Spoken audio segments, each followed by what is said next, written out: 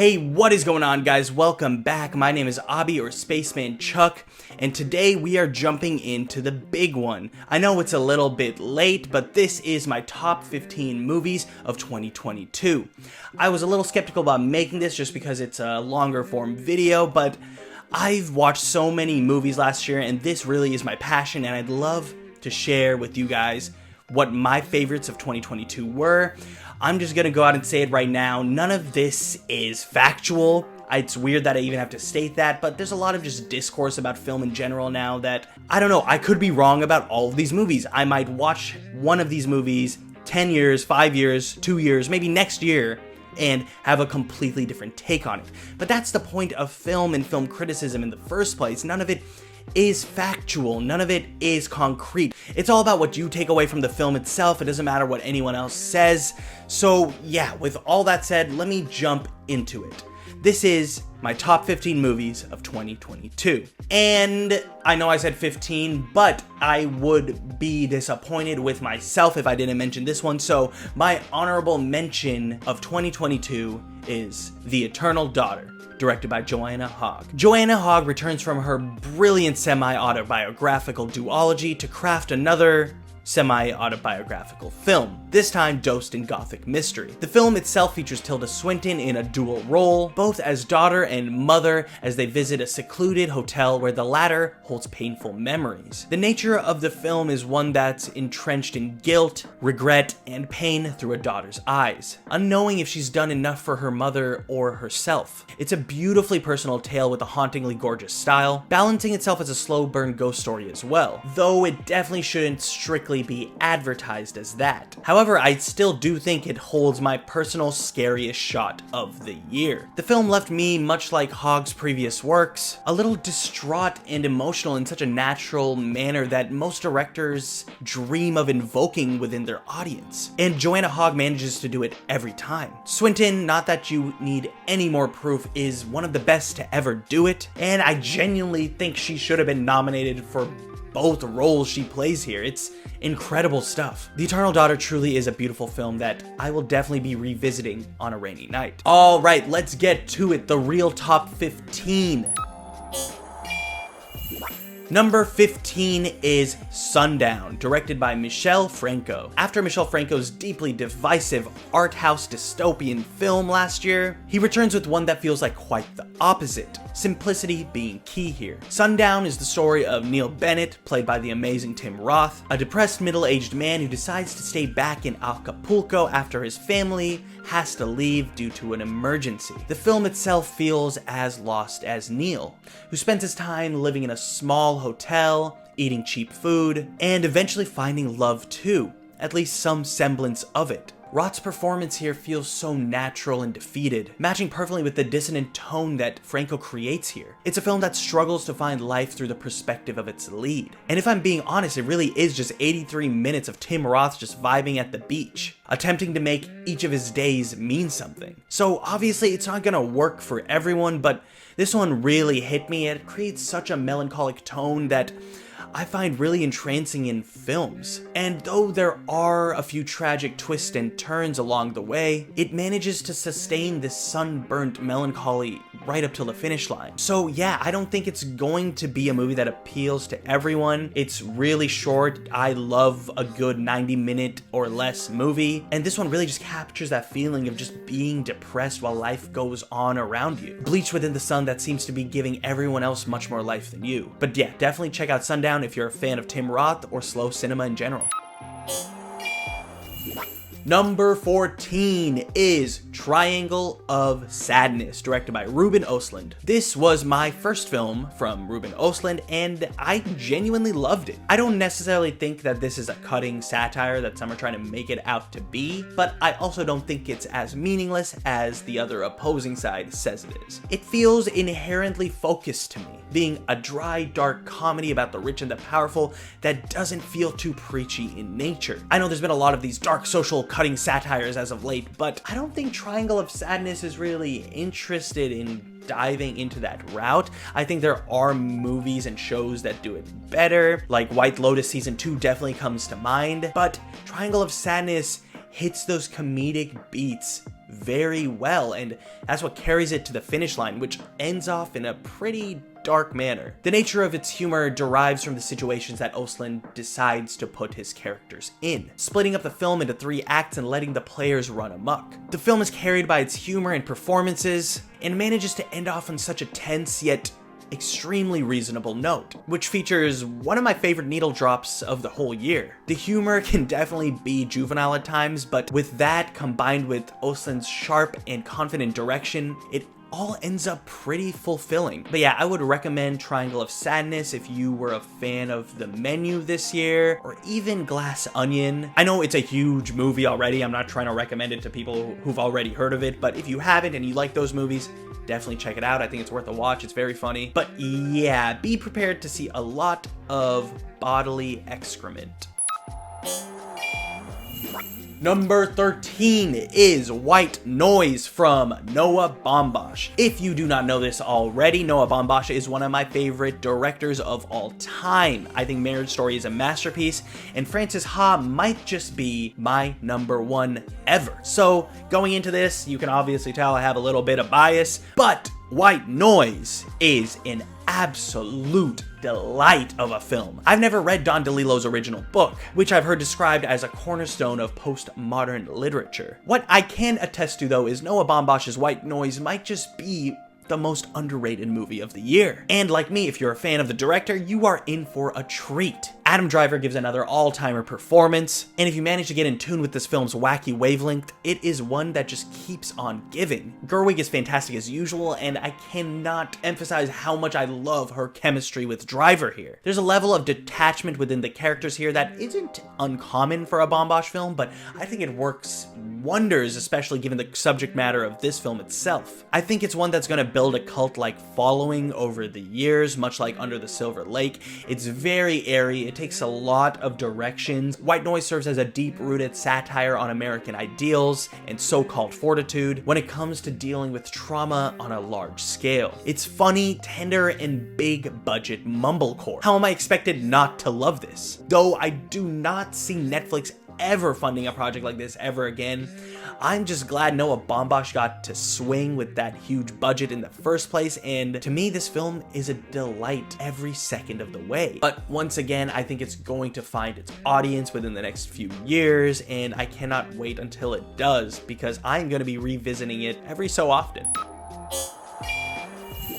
Number 12 is After Yang, directed by Kogonada. So I caught this one last year on Sundance Online, and it really swept me away. Kogonada's debut feature, Columbus, is inherently simplistic in style and nature, so I was very curious to see how his skills would carry over into a sci-fi project. The film follows Jake, played by Colin Farrell, as he traces back the life of his adopted android son Yang, played by Justin H. Min, in hopes of repairing him and restoring his memory. The film is beautifully crafted and serves as an exploration of the human condition and what it means to be alive and with purpose. Its sci-fi is stylistically crisp, and its slow burn antics are supported by this beautifully serene tone and inquisitive dialogue, with Farrell giving another one of the best performances of the year. Between Batman, Banshees, and Yang, it's absolutely insane to see so much range from one actor within 1 year, and all of them being in amazing films. As Jake discovers more about Yang and his experiences, he realizes how much of life has just been passing him by. Sometimes we forget to appreciate the life in front of us and keep striving for one that's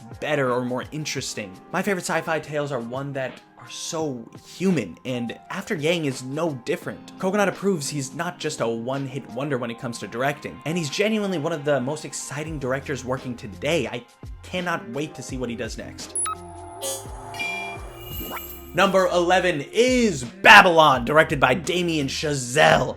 I have a video review of Babylon if you want to check that out, so I am going to keep this one a little short, but I'm going to link it somewhere here, I don't know, I'm going to link it somewhere. Babylon is the story of Manny Torres and Nellie Leroy as they try to make it up the Hollywood ladder within the 1920s and 30s with the introduction of talking pictures. It's a deeply stylized film that asks the audience to buckle up as it dives into a truly twisted epic of a blockbuster. Director Damien Chazelle lets completely loose with his fourth picture and provides such an entertaining experience that also acts as a perfectly torn love letter to the industry and, in turn, his career as well. Margot Robbie gives one of my favorite performances of the year, and Diego Calva is able to keep up with the film's boisterous energy every step of the way, adding a beautiful sense of immigrant guilt, leaving behind what you know in search of something better, whether or not it will destroy you in the process. Yeah, I love Babylon. I don't think there's any more to say about it. Just go watch it. It's so sad that this movie, out of all movies, flopped in the box office. You let Boss Baby 2 make so much money, and what are we doing here?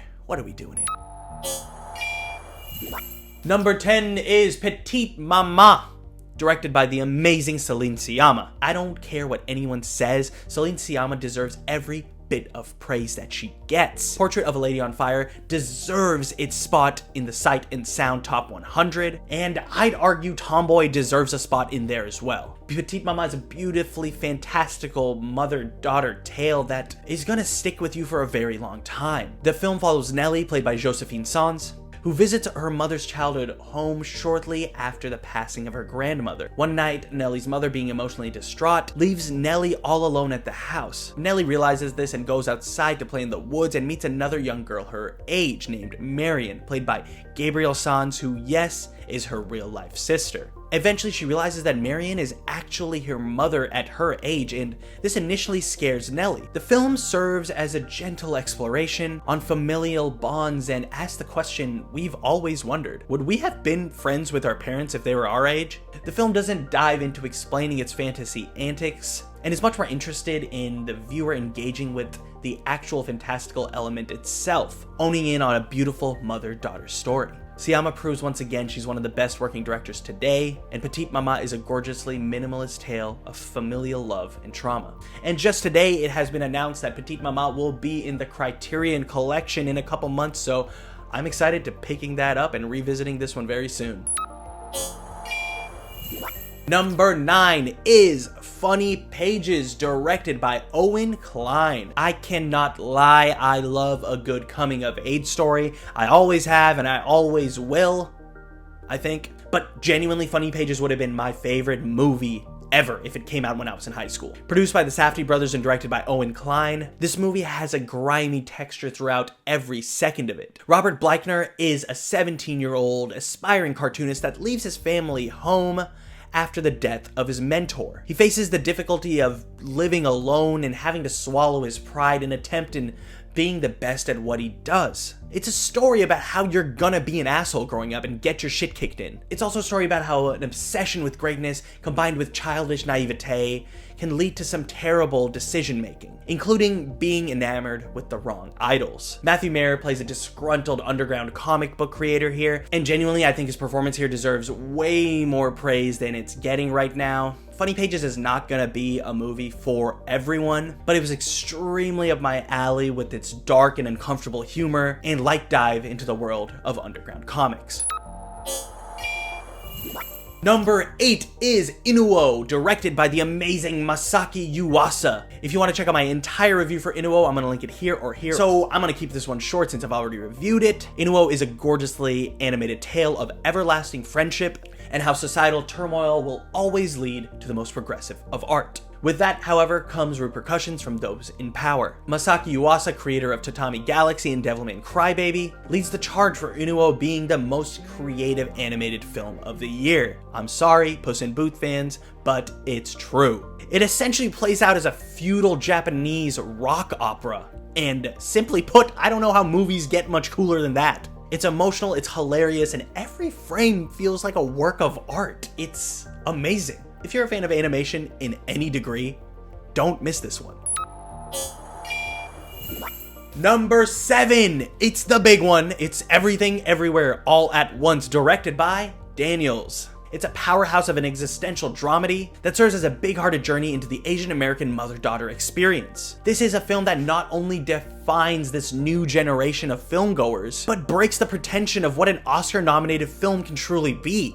And I think that's awesome. Though it's already proven not to be for everyone within these past few months, I'd still say it's a fairly accessible film in terms of how the narrative carries itself. And it's an actual movie that does justice with its multiverse concept, and then some. The Daniels really outdo themselves with this one. I loved Swiss Army Man when it first came out in high school, and I knew back then too, I'm like, these are the guys who made the Turn Down for What music video. I don't know what I'm expecting from this, and that movie blew me away, and so did this one. I don't know, it feels weird to me that the Daniels are facing this divisive backlash, and I think it honestly just has to do with because it just got nominated for the Oscars and people don't think it's deserving of that. But to me, it just feels like there are a couple of dudes who are having fun making movies and figuring out how to make movies creatively in a DIY style, and adding a sense of genuine emotional depth behind it all too. Like, isn't that what the movies are all about? Anyways, we are moving on to number 6, which is Crimes of the Future, directed by the David Cronenberg. So yeah, let me keep this one short. Crimes of the Future is David Cronenberg's foray back into film in the body horror scene, and it's one that looks at his career as a whole, as well as the future of humanity. To me, it's not a horror movie as it commonly gets mislabeled, but more of a sci-fi mumblecore takedown of the art world within a dingy cyberpunk world. And that sounds sick in itself. Though it certainly contains classic Cronenberg-esque body horror, the narrative feels a lot more gentle than many of his previous affairs, very much feeling like a late career established auteur making a film. Not that that's a bad thing in any way. It certainly has divided fans of Cronenberg himself, and there's somewhat of a meta-commentary within the film that actually kind of hints at him knowing that this would have been the case. But for me, Crimes of the Future feels like Cronenberg at the top of his game, and it feels so optimistic and hopeful by the end. It genuinely moved me. It just proves that Cronenberg is still as progressive of an artist as he was 30 years ago, and that's so rare to see these days. Number 5 is Aftersun, directed by Charlotte Wells, and man, what a movie. This indie darling from first-time feature film director Charlotte Wells is already an instant father-daughter classic. And now that I'm thinking about it, there's a lot of parent-daughter movies on this list, and what can I say? It's been a really good year for them. Aftersun, though, is a beautifully tinted nostalgic journey into a vacation that our lead Sophie takes with her father at the age of 11, revisited through old mini DVR footage. It's incredibly heartfelt, naturally realized, and beautifully performed by Paul Mescal and newcomer Frankie Corio. Their relationship feels so alive within all the nuance that when those emotional beats hit, they really hit. It doesn't feel manipulative in its storytelling either, crafting such a natural connection with father and daughter through Sophie's eyes. Mescal is consistently proving to be a tremendous strength, and Aftersun is a prime example of that. The film itself feels so textured and real and invoking a sense of nostalgia for anyone who grew up in the early 2000s. And because of that, it feels like a film that's only able to come to life due to a singular vision, and it's able to connect with others through that personability in the first place. I genuinely loved every second of this one.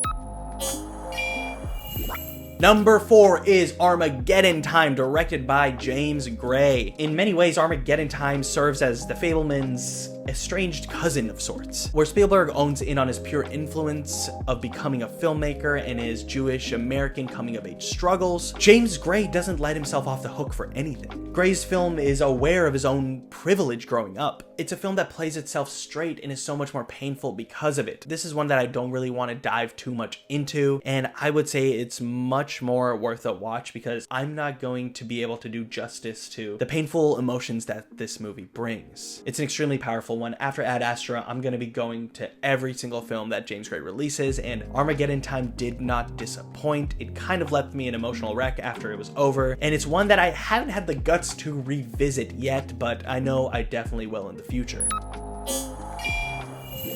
Number 3, The Banshees of Inisherin, directed by Martin McDonagh. Back in high school, I was obsessed with In Bruges. Its cheeky dark humor, combined with Farrell and Gleason's irreverent performances as hitmen, cemented itself into being a personal favorite of mine. So hearing Martin McDonagh was returning with the same leads, along with Barry Keoghan to craft a tragic comedy, I was excited to say the least. The Banshees of Inisherin honestly blew me away with its nihilistic humor in regards to our purpose here on Earth, with beautiful performances from everyone involved. It's not quite an airy existential dramedy, then it is one that's sharp and focused, hammering in this ridiculous conflict between ex-best friends Patrick and Colm. The setting itself is a gorgeous one too, and it makes for a very pretty movie to look at in the midst of its outright juvenile conflict. It's both heartbreaking and hilarious and switches between the two with such ease. I just know this is one that I'm gonna be revisiting till the day I die.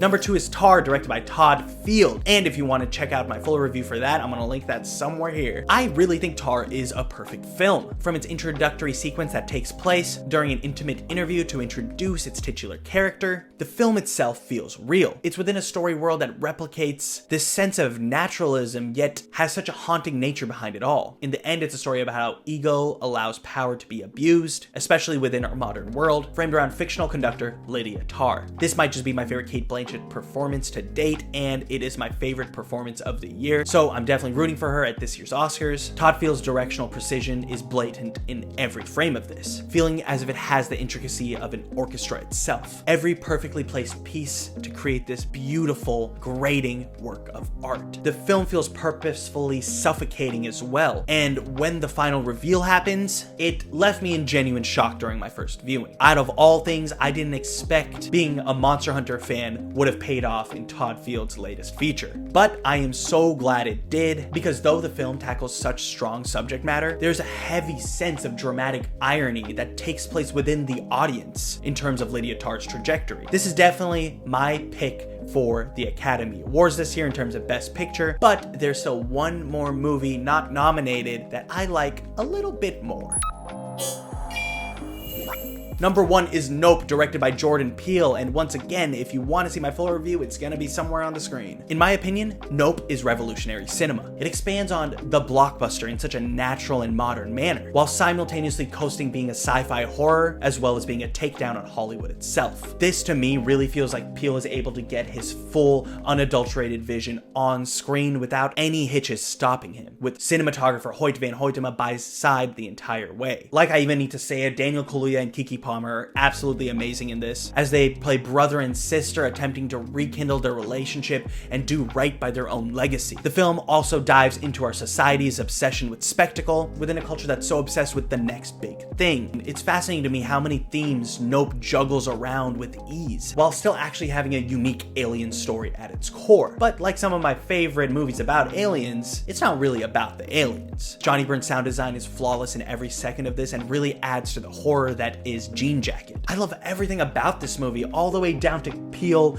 recreating the Akira motorcycle slide just because it looks sick as hell. And he's right, it does. It's a blockbuster that manages to get out so many themes out in the open without feeling blunt in nature, instead using its visual style and its unique narrative direction to bring about these themes in a manner that feels so rare in blockbusters these days. Nope is honestly odd enough to have me a little baffled that this is the cut that made it to theaters without a million more edits from producers. And the fact is, Peele just sort of has that levity within the film industry now, and it's inspiring to see him thrive and deliver his finest film to date. I am all aboard the Jordan Peele train after Nope, and I cannot wait to see what he does next. It's an absolute masterpiece. So yes, thank you for watching, guys. That was my top 15 movies of 2022.